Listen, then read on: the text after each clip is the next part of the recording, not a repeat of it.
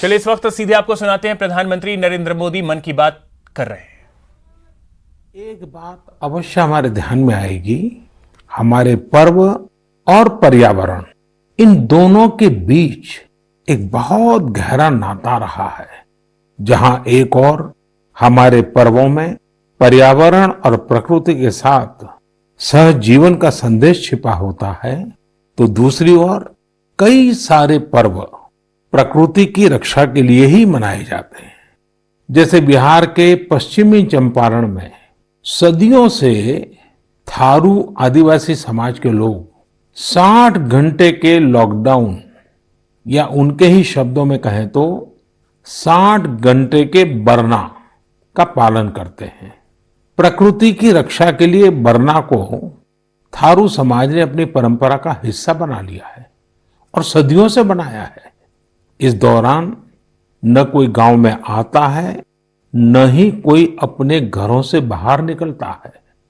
और लोग मानते हैं कि अगर वो बाहर निकले या कोई बाहर से आया तो उनके आने जाने से लोगों की रोजमर्रा की गतिविधियों से नए पेड़ पौधों को नुकसान हो सकता है। बरना की शुरुआत में भव्य तरीके से हमारे आदिवासी भाई बहन पूजा पाठ करते हैं और उसकी समाप्ति पर आदिवासी परंपरा के गीत, संगीत, नृत्य जम करके उसके कार्यक्रम भी होते हैं। साथियों, इन दिनों ओणम का पर्व भी धूमधाम से मनाया जा रहा है। ये पर्व चिनगम महीने में आता है। इस दौरान लोग कुछ नया खरीदते हैं, अपने घरों को सजाते हैं, पुक्लम बनाते हैं, ओणम सादिया का आनंद लेते हैं। तरह तरह के खेल और प्रतियोगिताएं भी होती हैं। ओणम की धूम तो आज दूर सुदूर विदेशों तक पहुंची हुई है। अमेरिका हो, यूरोप हो या खाड़ी देश हो, ओणम का उल्लास आपको हर कहीं मिल जाएगा। ओणम एक इंटरनेशनल फेस्टिवल बनता जा रहा है। साथियों, ओणम हमारी कृषि से जुड़ा हुआ पर्व है। ये हमारी ग्रामीण अर्थव्यवस्था के लिए भी एक नई शुरुआत का समय होता है। किसानों की शक्ति से ही तो हमारा जीवन, हमारा समाज चलता है। हमारे पर्व किसानों के परिश्रम से ही रंग बिरंगे बनते हैं। हमारे अन्नदाता को, किसानों की जीवनदायिनी शक्ति को वेदों में भी बहुत गौरवपूर्ण रूप से नमन किया गया है। ऋग्वेद में मंत्र है, अन्नानाम पतये नमः, अन्नानाम पतये नमः, क्षेत्राणाम पतये नमः। अर्थात अन्नदाता को नमन है, किसान को नमन है। हमारे किसानों ने कोरोना के इस कठिन परिस्थितियों में भी अपनी ताकत को साबित किया है। हमारे देश में इस बार खरीफ की फसल की बुआई पिछले साल के मुकाबले 7% ज्यादा हुई है। धान की रुपाई इस बार लगभग 10%, दालें लगभग 5%, मोटे अनाज, कोर्स सीरियल्स लगभग 3%, ऑयल सीड्स लगभग 13%, कपास लगभग 3% ज्यादा बोई गई है। मैं इसके लिए देश के किसानों को बधाई देता हूं, उनके परिश्रम को नमन करता हूं। मेरे प्यारे देशवासियों, कोरोना के इस कालखंड में देश कई मोर्चों पर एक साथ लड़ रहा है, लेकिन इसके साथ साथ कई बार मन में ये भी सवाल आता रहा कि इतने लंबे समय तक घरों में रहने के कारण मेरे छोटे छोटे बाल मित्रों का समय कैसे बीतता होगा। और इसी से मैंने गांधीनगर की चिल्ड्रन यूनिवर्सिटी, जो दुनिया में एक अलग तरह का प्रयोग है, भारत सरकार के महिला और बाल विकास मंत्रालय, शिक्षा मंत्रालय, सूक्ष्म लघु और मध्यम उद्योग मंत्रालय, इन सभी के साथ मिलकर हम बच्चों के लिए क्या कर सकते हैं, इस पर मंथन किया, चिंतन किया। मेरे लिए ये बहुत सुखद था, लाभकारी भी था, क्योंकि एक प्रकार से ये मेरे लिए भी कुछ नया जानने का, नया सीखने का अवसर बन गया। साथियों, हमारे चिंतन का विषय था खिलौने और विशेषकर भारतीय खिलौने।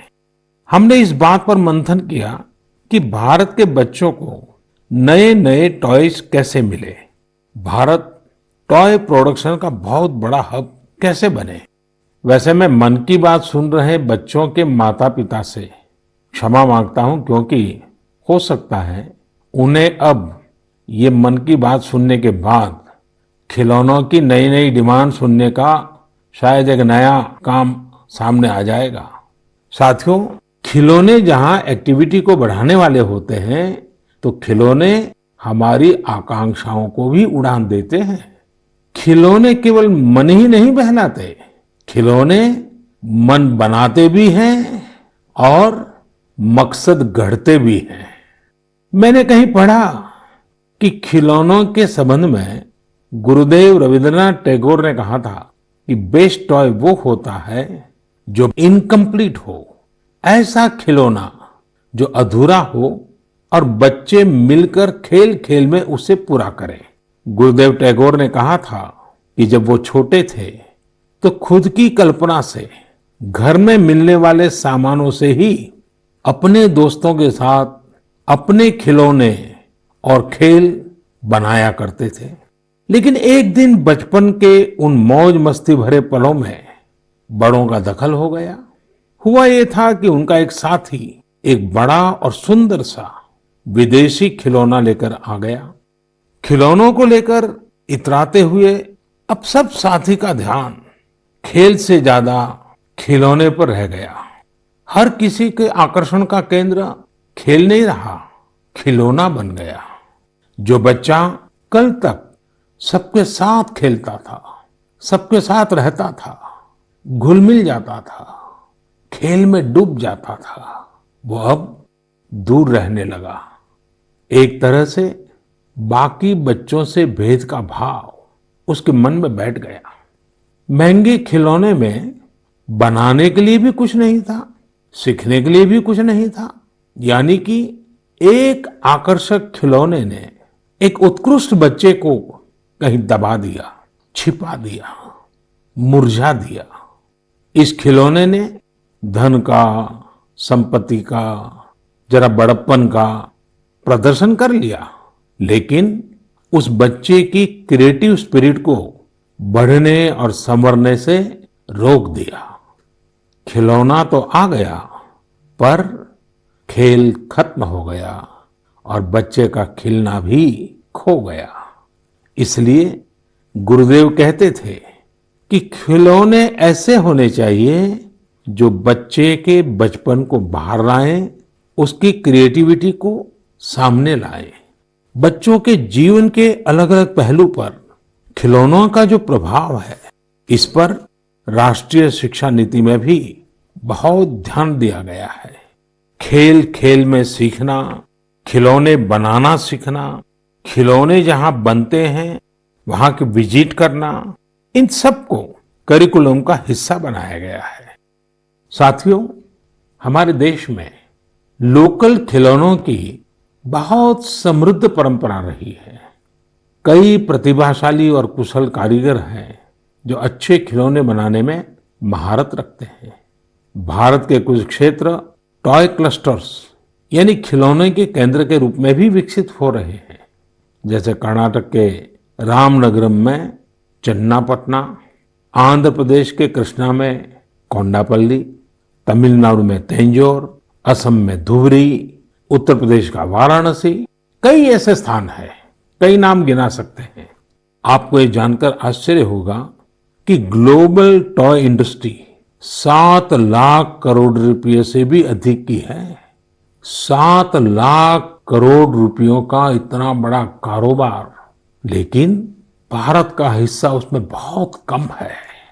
अब आप सोचिए कि जिस राष्ट्र के पास इतनी विरासत हो, परंपरा हो, विविधता हो, युवा आबादी हो, क्या खिलौनों के बाजार में उसकी हिस्सेदारी इतनी कम होनी हमें अच्छा लगेगा क्या? जी नहीं, ये सुनने के बाद आपको भी अच्छा नहीं लगेगा। देखिए साथियों, टॉय इंडस्ट्री बहुत व्यापक है। गृह उद्योग हो, छोटे और लघु उद्योग हो, एमएसएमईज हो, इसके साथ साथ बड़े उद्योग और निजी उद्यमी भी इसके दायरे में आते हैं। इसे आगे बढ़ाने के लिए देश को मिलकर मेहनत करनी होगी। अब जैसे आंध्र प्रदेश के विशाखापट्टनम में श्रीमान सीवी राजू है। उनके गांव के अति कोप्पका टॉयज एक समय में बहुत प्रचलित थे। इनकी खासियत ये थी कि खिलौने लकड़ी से बनते थे और दूसरी बात ये कि इन खिलौनों में आपको कहीं कोई एंगल या कोण नहीं मिलता था। ये खिलौने हर तरफ से राउंड होते थे, इसलिए बच्चों को चोट की भी गुंजाइश नहीं होती थी। सीवी राजू ने एती को पक्का टॉयज के लिए अब अपने गांव के कारीगरों के साथ मिलकर एक तरह से नया मूवमेंट शुरू कर दिया है। बेहतरीन क्वालिटी के एती को पक्का टॉयज बनाकर सीवी राजू ने स्थानीय खिलौनों की खोई हुई गरिमा को वापस ला दिया है। खिलौनों के साथ हम दो चीजें कर सकते हैं। अपने गौरवशाली अतीत को अपने जीवन में फिर से उतार सकते हैं और अपने स्वर्णिम भविष्य को भी संवार सकते हैं। मैं अपने स्टार्टअप मित्रों को, हमारे नए उद्यमियों से कहता हूं, टीम अप फॉर टॉयज। आइए मिलकर खिलौने बनाएं। अब सभी के लिए लोकल खिलौनों के लिए वोकल होने का समय है। आइए हम अपने युवाओं के लिए कुछ नए प्रकार के अच्छी क्वालिटी वाले खिलौने बनाते हैं। खिलौना वो हो जिसकी मौजूदगी में बचपन खिले भी, खिलखिलाए भी। हम ऐसे खिलौने बनाएं जो पर्यावरण के भी अनुकूल हो। साथियों, इसी तरह अब कंप्यूटर और स्मार्टफोन के इस जमाने में कंप्यूटर गेम्स का भी बहुत ट्रेंड है। ये गेम्स बच्चे भी खेलते हैं, बड़े भी खेलते हैं, लेकिन इनमें भी जितने गेम्स होते हैं उनकी थीम्स भी अधिकतर बाहर की ही होती है। हमारे देश में इतने आइडियाज हैं, इतने कंसेप्ट्स हैं, बहुत समृद्ध हमारा इतिहास रहा है कि हाँ, हम उन पर गेम्स बना सकते हैं। मैं देश के युवा टैलेंट से कहता हूं, आप भारत में भी गेम्स बनाइए और भारत के भी गेम्स बनाइए। कहा भी जाता है, लेट द गेम्स बिगिन। तो चलो खेल शुरू करते हैं। साथियों, आत्मनिर्भर भारत अभियान में वर्चुअल गेम्स हो, टॉयज का सेक्टर हो, सबने बहुत महत्वपूर्ण भूमिका निभानी है और ये अवसर भी है। जब आज से 100 वर्ष पहले असहयोग आंदोलन शुरू हुआ तो गांधी जी ने लिखा था कि असहयोग आंदोलन देशवासियों में आत्मसम्मान और अपनी शक्ति का बोध कराने का एक प्रयास है। आज जब हम देश को आत्मनिर्भर बनाने का प्रयास कर रहे हैं तो हमें पूरे आत्मविश्वास के साथ आगे बढ़ना है। हर क्षेत्र में देश को आत्मनिर्भर बनाना है। असहयोग आंदोलन के रूप में जो बीज बोया गया था उसे अब आत्मनिर्भर भारत के वटवृक्ष में परिवर्तित करना हम सबका दायित्व है। मेरे प्यारे देशवासियों, भारतीयों के इनोवेशन और सॉल्यूशन देने की क्षमता का लोहा हर कोई मानता है और जब समर्पण भाव हो, संवेदना हो तो ये शक्ति असीम बन जाती है। इस महीने की शुरुआत में देश के युवाओं के सामने एक ऐप इनोवेशन चैलेंज रखा गया। इस आत्मनिर्भर भारत ऐप इनोवेशन चैलेंज में हमारे युवाओं ने बढ़ चढ़ कर के हिस्सा लिया। करीब 7,000 एंट्रीज आई। उसमें भी करीब करीब 2/3 ऐप्स टियर 2 और टियर 3 शहरों के युवाओं ने बनाए हैं। ये आत्मनिर्भर भारत के लिए, देश के भविष्य के लिए बहुत शुभ संकेत है। आत्मनिर्भर ऐप इनोवेशन चैलेंज के रिजल्ट्स देखकर आप जरूर प्रभावित होंगे। काफी जांच परख के बाद अलग अलग कैटेगरी में लगभग 2 दर्जन ऐप्स को अवार्ड भी दिए गए हैं। आप जरूर इन ऐप्स के बारे में जानें और उनसे जुड़े। हो सकता है आप भी ऐसा कुछ बनाने के लिए प्रेरित हो जाएं। इनमें एक ऐप है कुटुकी किड्स लर्निंग ऐप।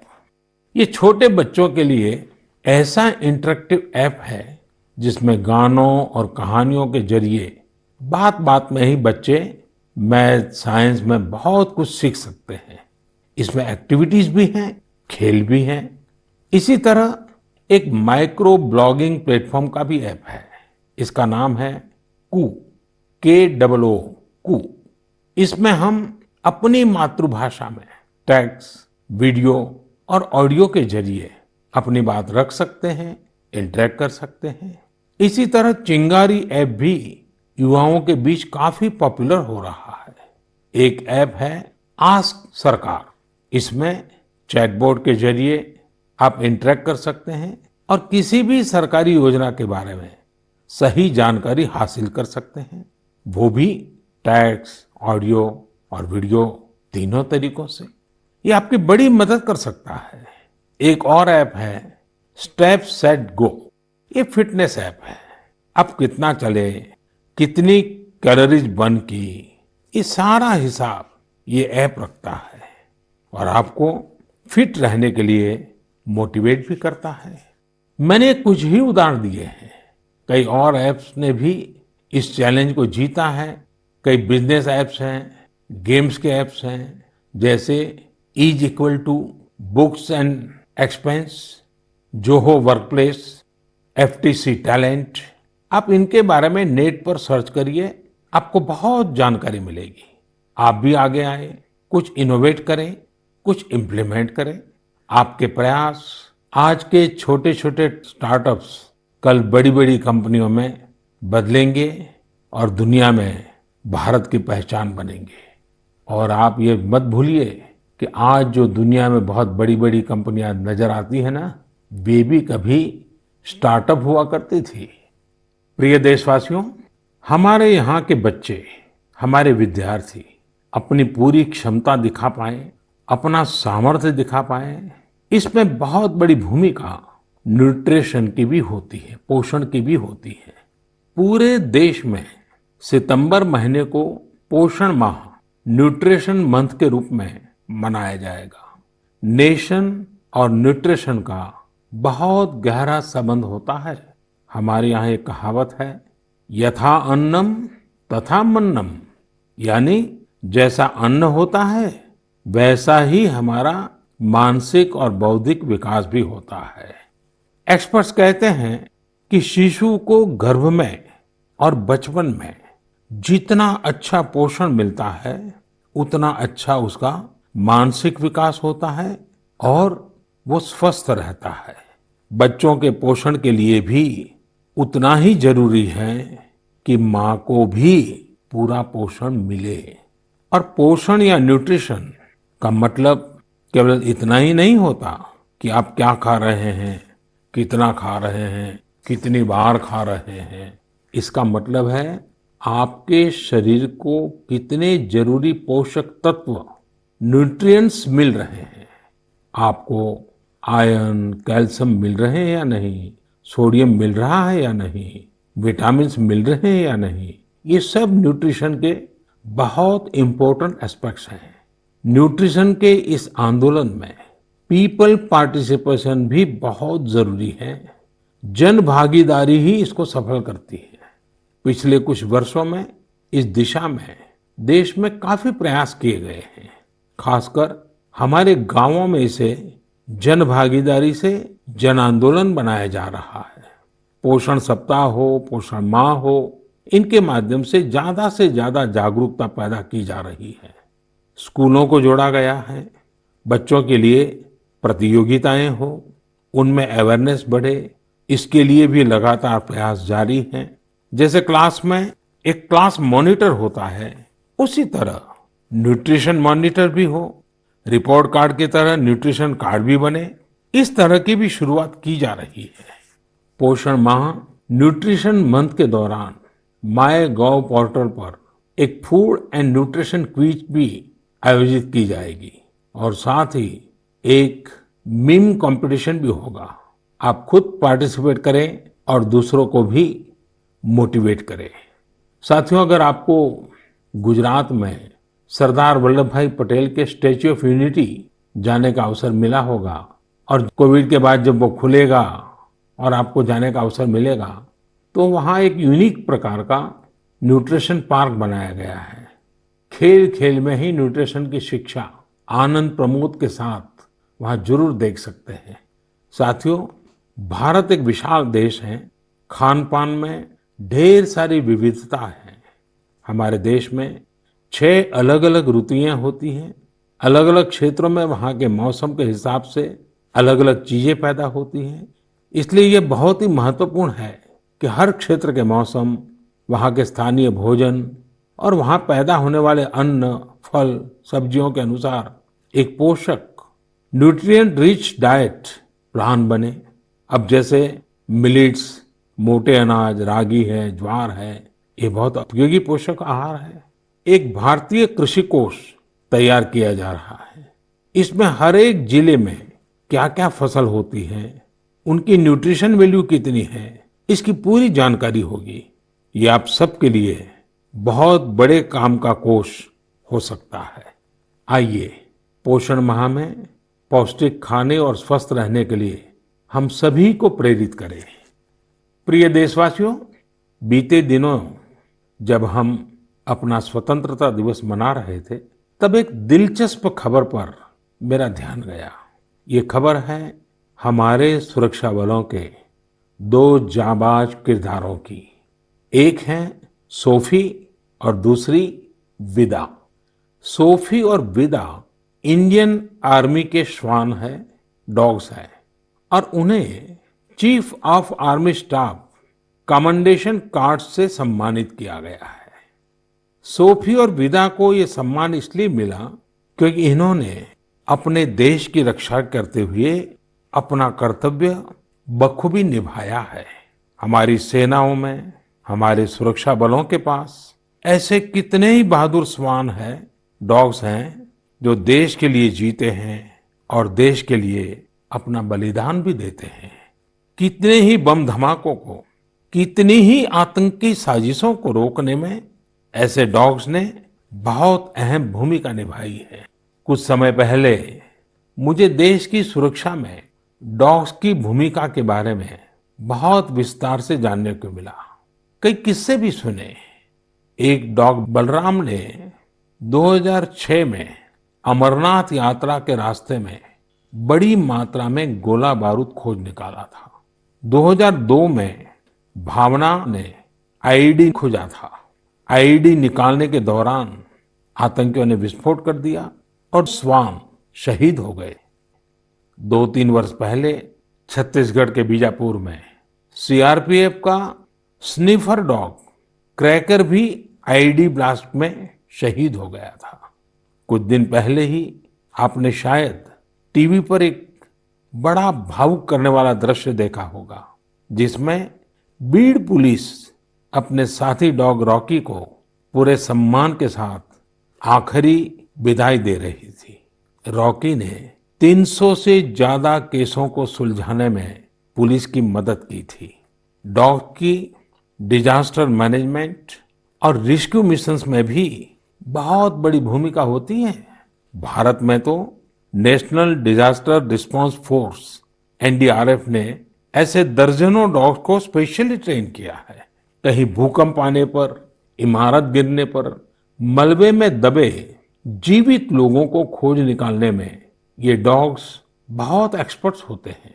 साथियों, मुझे यह भी बताया गया कि इंडियन ब्रीड के डॉग्स भी बहुत अच्छे होते हैं, बहुत सक्षम होते हैं।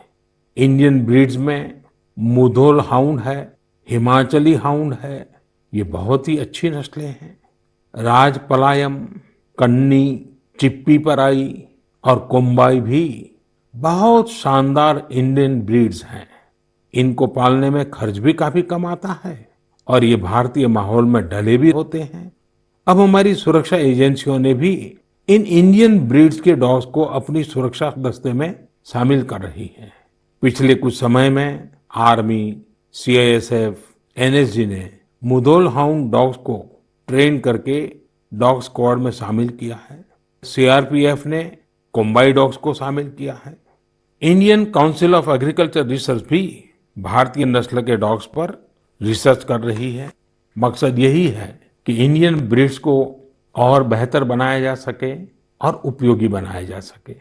आप इंटरनेट पर इनके नाम सर्च करिए, इनके बारे में जानिए। आप इनकी खूबसूरती, इनकी क्वालिटी देखकर हैरान हो जाएंगे। अगली बार जब भी आप डॉग पालने की सोचें, आप जरूर इनमें से ही किसी इंडियन ब्रीड के डॉग को घर लाएं। आत्मनिर्भर भारत जब जन मन का मंत्र बन ही रहा है, तो कोई भी क्षेत्र इससे पीछे कैसे छूट सकता है। मेरे प्रिय देशवासियों, कुछ दिनों बाद 5 सितंबर को हम शिक्षक दिवस मनाएंगे। हम सब जब अपने जीवन की सफलताओं को, अपनी जीवन यात्रा को देखते हैं, तो हमें अपने किसी न किसी शिक्षक की याद अवश्य आती है। तेजी से बदलते हुए समय और कोरोना के संकट काल में हमारे शिक्षकों के सामने भी समय के साथ बदलाव की एक चुनौती रखती है। मुझे खुशी है कि हमारे शिक्षकों ने इस चुनौती को न केवल स्वीकार किया, बल्कि उसे अवसर में बदल भी दिया है। पढ़ाई में तकनीक का ज्यादा से ज्यादा उपयोग कैसे हो, नए तरीकों को कैसे अपनाएं, छात्रों को मदद कैसे करें, ये हमारे शिक्षकों ने सहजता से अपनाया है और अपने स्टूडेंट्स को भी सिखाया है। आज देश में हर जगह कुछ न कुछ इनोवेशन हो रहे हैं। शिक्षक और छात्र मिलकर कुछ नया कर रहे हैं। मुझे भरोसा है, जिस तरह देश में राष्ट्रीय शिक्षा नीति के जरिए एक बड़ा बदलाव होने जा रहा है, हमारे शिक्षक इसका भी लाभ छात्रों तक पहुंचाने में अहम भूमिका निभाएंगे। साथियों, और विशेषकर मेरे शिक्षक साथियों, वर्ष 2022 में हमारा देश स्वतंत्रता के 75 वर्ष का पर्व मनाएगा। स्वतंत्रता के पहले अनेक वर्षों तक हमारे देश में आजादी का जंग, उसका एक लंबा इतिहास रहा है। इस दौरान देश का कोई कोना ऐसा नहीं था जहां आजादी के मतवालों ने अपने प्राण न्योछावर न किए हों, अपना सर्वस्व त्याग न दिया हो। ये बहुत आवश्यक है कि हमारी आज की पीढ़ी, हमारे विद्यार्थी आजादी की जंग, हमारे देश के नायकों से परिचित रहे, उसे उतना ही महसूस करें। अपने जिले से, अपने क्षेत्र में आजादी के आंदोलन के समय क्या हुआ, कैसे हुआ, कौन शहीद हुआ, कौन कितने समय तक देश के लिए जेल में रहा, ये बातें हमारे विद्यार्थी जानेंगे तो उनके व्यक्तित्व में भी इसका प्रभाव दिखेगा। इसके लिए बहुत से काम किए जा सकते हैं, जिसमें हमारे शिक्षकों का बड़ा दायित्व है। जैसे आप जिस जिले में हैं, वहाँ शताब्दियों तक जो आजादी का जंग चला, उन आजादी के जंग में वहाँ कोई घटनाएं घटी है क्या, इसे लेकर विद्यार्थियों से रिसर्च करवाई जा सकती है। उसे स्कूल के हस्तलिखित अंक के रूप में तैयार किया जा सकता है। आपके शहर में स्वतंत्रता आंदोलन से जुड़ा कोई स्थान हो तो छात्र छात्राओं को वहां ले जा सकते हैं। किसी स्कूल के विद्यार्थी ठान सकते हैं कि वो आजादी के 75 वर्ष में अपने क्षेत्र के आजादी के 75 नायकों पर कविताएं लिखेंगे, नाट्य कथाएं लिखेंगे। आपके प्रयास देश के हजारों लाखों अनसंग हीरोज को सामने लाएंगे, जो देश के लिए जिए, जो देश के लिए खप गए, जिनके नाम समय के साथ विस्मृत हो गए। ऐसे महान व्यक्तित्वों को अगर हम सामने लाएंगे, आजादी के 75 वर्ष में उन्हें याद करेंगे, तो उनको सच्ची श्रद्धांजलि होगी। और जब 5 सितंबर को शिक्षक दिवस मना रहे हैं, तब मैं मेरे शिक्षक साथियों से जरूर आग्रह करूंगा कि वे इसके लिए एक माहौल बनाएं, सबको जोड़ें और सब मिलकर के जुट जाएं। मेरे प्रिय देशवासियों, देश आज जिस विकास यात्रा पर चल रहा है, इसकी सफलता सुखद तभी होगी जब हर एक देशवासी इसमें शामिल हो, इस यात्रा का यात्री हो, इस पथ का पथिक हो। इसलिए ये जरूरी है कि हर एक देशवासी स्वस्थ रहे, सुखी रहे और हम मिल करके कोरोना को पूरी तरह से हराएं। कोरोना तभी हारेगा जब आप सुरक्षित रहेंगे, जब आप 2 गज की दूरी, मास्क जरूरी, इस संकल्प का पूरी तरह से पालन करेंगे। आप सब स्वस्थ रहिए, सुखी रहिए। इन्हीं शुभकामनाओं के साथ अगली मन की बात में फिर मिलेंगे। बहुत बहुत धन्यवाद। नमस्कार।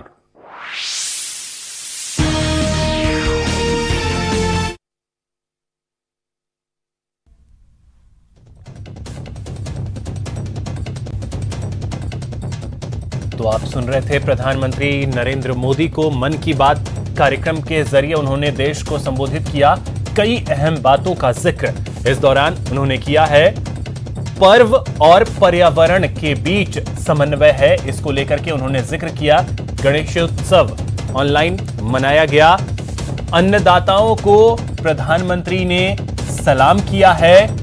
खिलौना उद्योग में भारत की भागीदारी बढ़नी चाहिए, तो भारतीय खिलौने जो हैं उस पर जोर दिया है। तो फिलहाल इतना ही। नमस्कार।